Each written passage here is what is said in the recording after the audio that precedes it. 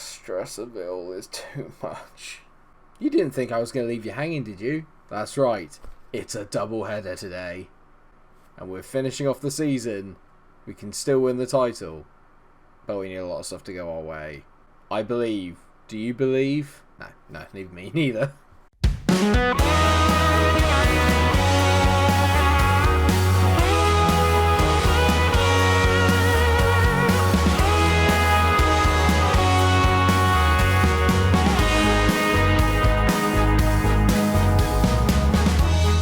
I shouldn't say that. There is a chance that we can win, but it's very, very unlikely. Because if you haven't watched the episode from earlier today, make sure that you go back and watch that first, then come back to this one and watch it, because this is the season finale, and yes, we can still win the title. But it ain't going to be easy, because United will need to lose, essentially, both games. Arsenal and Liverpool will also need to drop points. It's highly unlikely that we're going to, but we can also secure Champions League football today, which in itself would be quite a success for this season. And first up, we're going to have Brighton as we near the fixture. It's the last game of the season at Ellen Road. We will obviously be keeping an eye on everything else that is going on around the grounds and keeping us all in the loop with what is happening.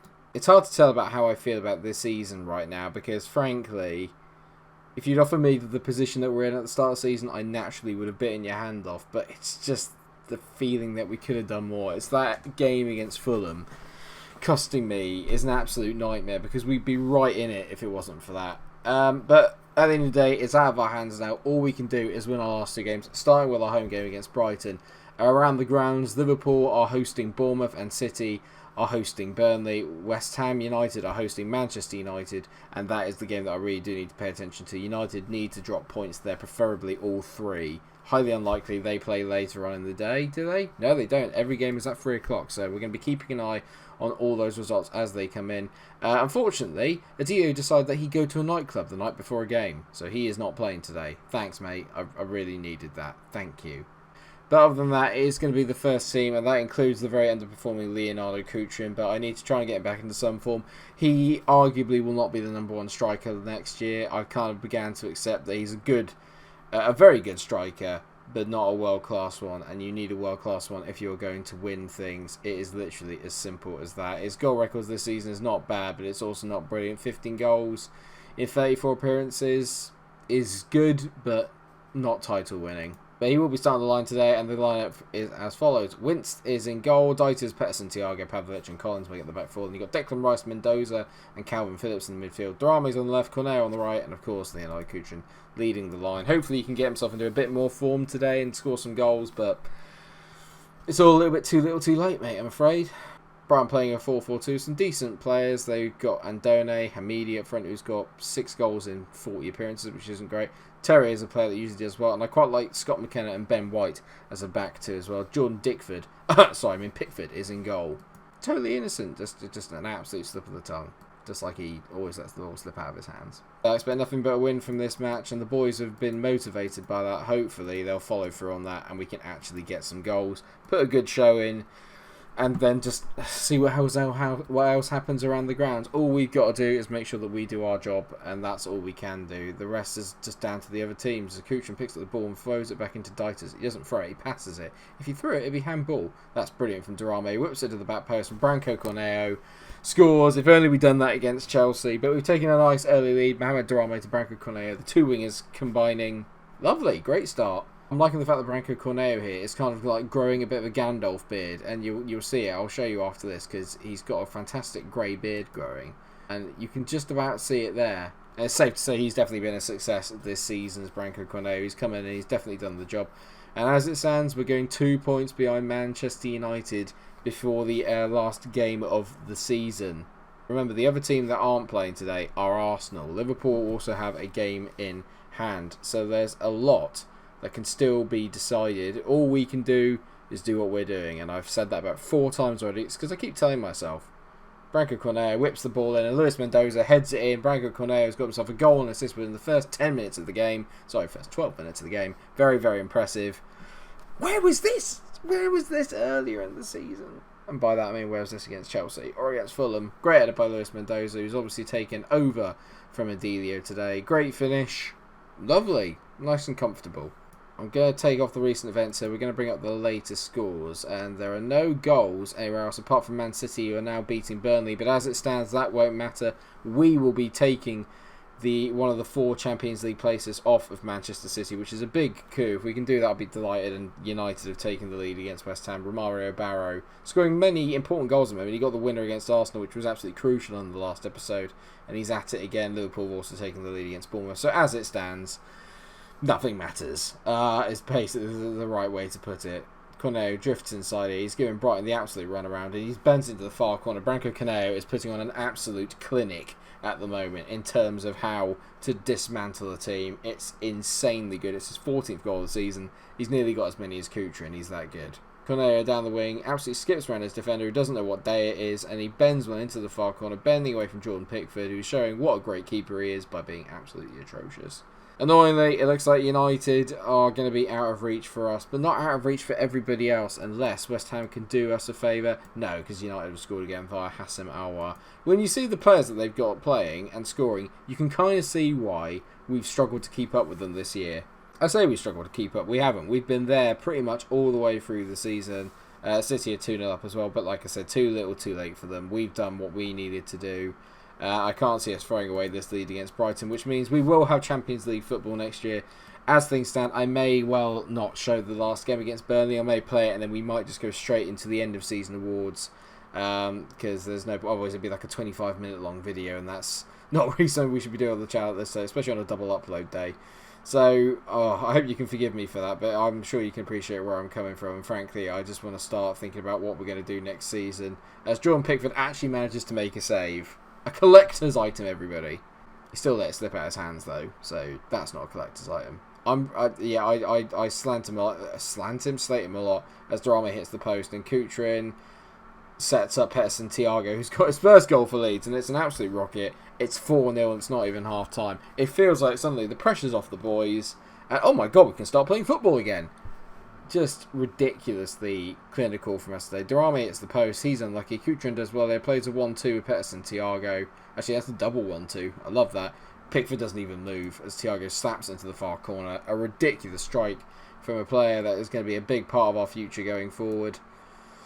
This team is nearly ready. It's so nearly there. It's so nearly there. It just needs a few final touches. Just a few world-class players.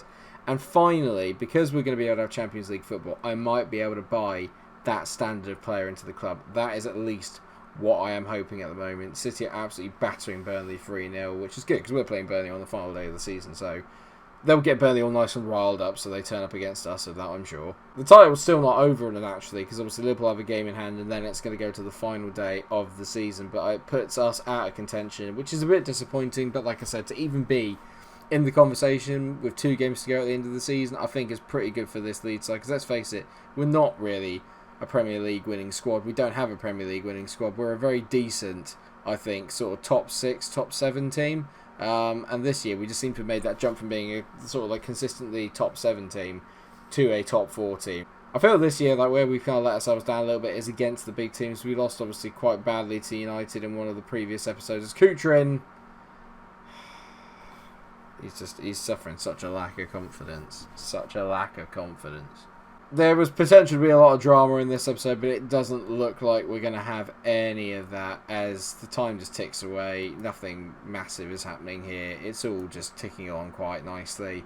And we've done okay. It's been a decent game. We've put in a very good performance, but it's not going to amount to anything other than Champions League qualification, which is fine. Corneo on the ball here, driving forward. He's been my main man, and I'm so happy we bought him this year. He's got to be signing of the season, surely. As Durami whips the ball into the back post, Kutrin tees it to Corneo. He slaps in. That's a hat-trick for Branco Corneo. He's been sensational all day. Well done, that man. I think you can tell I'm excited, but at the same time, I was hoping there'd be a little bit more drama, and I'm just a little bit upset by how all this has turned out. I really thought, at one stage, I genuinely thought we could be champions, and we've fallen short by at least 4 points, probably, which is absolutely gutting. And United just put a big loss on their West Ham win with a 3-0 win. Ever since they beat Arsenal, they've just been in scintillating form. I could do Kutrin get a goal today. He's already got 2 assists. Leonardo Kutrin just misses again. He just gets so close to the keeper and then just misses, and it's so frustrating. So close to glory. So close. But a 5-0 win, we take our victory parade lap. I say victory parade lap. We take our parade lap for the last time. We made it into the Champions League. It's a very good season. That is it's a brilliant season. It's just, it could have been more. It could have been more. But we'll take it. And like I said, I think what we're going to do is we'll keep an eye on what's obviously going on with the title. But I'm going to play the Burnley game off camera, and then I will rejoin you guys back once we've had the end of season awards. But before that, there's budgets. 38 million. What? 38... I mean, we're 7 million, but that's because we haven't got our prize money yet. That's ridiculous. I can't believe I've only been given £38 million. What is that about? We've had at least 60 million in the last few years. We'll work that out. That can't be right. 38 million! I'm definitely have to sell to buy if that's the case.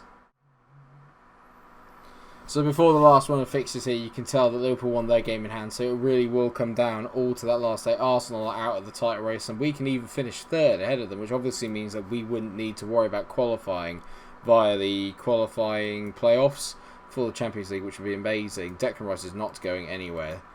So, just to confirm everyone, we did win on the final day of the season 2-1. Leonardo Cucurella and Branco Corneo, my two players of the season, finishing off Burnley, and we finished third. But who won the title? Manchester United beat Liverpool by a point. They got a 3-1 win against Fulham on the final day of the season. A James Maddison brace sealing it for them. They're only finishing 1 point behind. We only finished 4 points behind by the end of the season. A full 7 points, though, ahead of Manchester City in 5th, taking up the Europa League place. So not bad. Just to see this is brilliant. Having been linked with the Man City job, how enticing is the opportunity of working with such abundant resources? I simply couldn't work for such a soulless organisation. Could not have said it better myself. I don't mean that to Man City fans, obviously, but as a Liverpool fan, I find it quite difficult to like City because they're now a massive rival of ours. So, no, can't do it. Sorry. Annoyingly, my bid to extend Dieter's loan with us has not been accepted by Bayern Munich, so that might be another position I have to sort out next year. United crown champions, as I said, which is that we'll just gloss over it. I don't want to look at it any more than I need to. Obviously, praise the Kuchen show. Naturally, I deny City interest and not interested in going there. Rice has been moved into our overall best squad ever, which is exciting. Leonardo Kuchen, best forward we've ever had, apparently. And here we are, Leeds end of season awards. Branco Corneo naturally gets player of the season with 46% of the vote. Declan Rice was second, Leonardo Cucurella third, so they all did very well. Branco Corneo was signing of the season and also young player of the season, so I think it's safe to say everyone was pretty happy about it. And Adelio, if memory serves, this is the wonder free kick against Liverpool, and we smashed them 4-1. That won us that game. Yeah, it is. It's the massive free kick. Just an incredible free kick. He's a player that next year will come on leaps and bounds again, and I'm very much looking forward to seeing how he gets on. Moment to remember was obviously beating Liverpool 4-1. Moment to forget was losing to Arsenal 4-0, which we were there for, and I just don't want to talk about it. We've got to stop those kind of beatings next season, or we're just going to get into more trouble. Club visions and expectations meeting. We're just going to accept what it is, because next year they just want us to reach top half and reach the first knockout round of the Champions League. So they want us to get through the group stages. And the end of team season meeting, I'm going to passionately say we can qualify for that. And what? They don't think qualifying for the Europa League is really a realistic target. Fine, I'll say top half of the table. That's nowhere near good enough for this team. And that's it. Another season under the belt. And it's time to trim down the squad. I've got loads and loads of players here. There are a few players that are automatically going. Jamie Shackleton's going to be moving on. I imagine someone like Brett Smith will go. Gilberto Antonio might go. Reece Nelson, who I brought in on a free. I'll definitely sell him off, mainly because I bought him on a free so I can make a profit out of him. So he'll be going. Cameron Adams may go. Namoko may go. Maybe even Marcus Vinicius may go. He's a player that's got a bit of potential, but he's not good enough. There's no getting around that. Leonardo Cucurella will stay. Regardless of what happens, he probably will stay.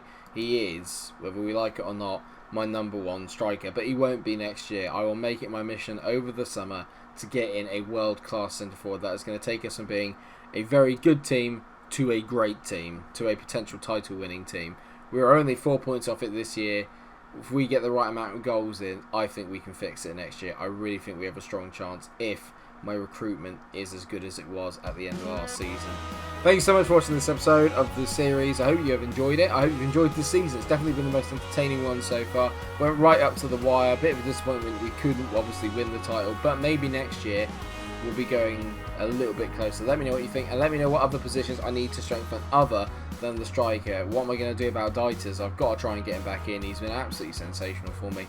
Definitely need to get him back in. But are you happy with the rest of the squad in general apart from that? Let me know what you think in the comment section. Thank you so much for watching the episode. I hope you have enjoyed it. Of course, if you have, you know what to do. Drop a like on the video, share, subscribe. Make sure that you come back on Monday for the start of a brand new season, and obviously everything that goes on in the transfer window as well. It's going to be maybe not a busy one, but an important one. Until I see you in the next episode, take care of yourselves everyone, and stay cool. Bye. Bloody Coutred.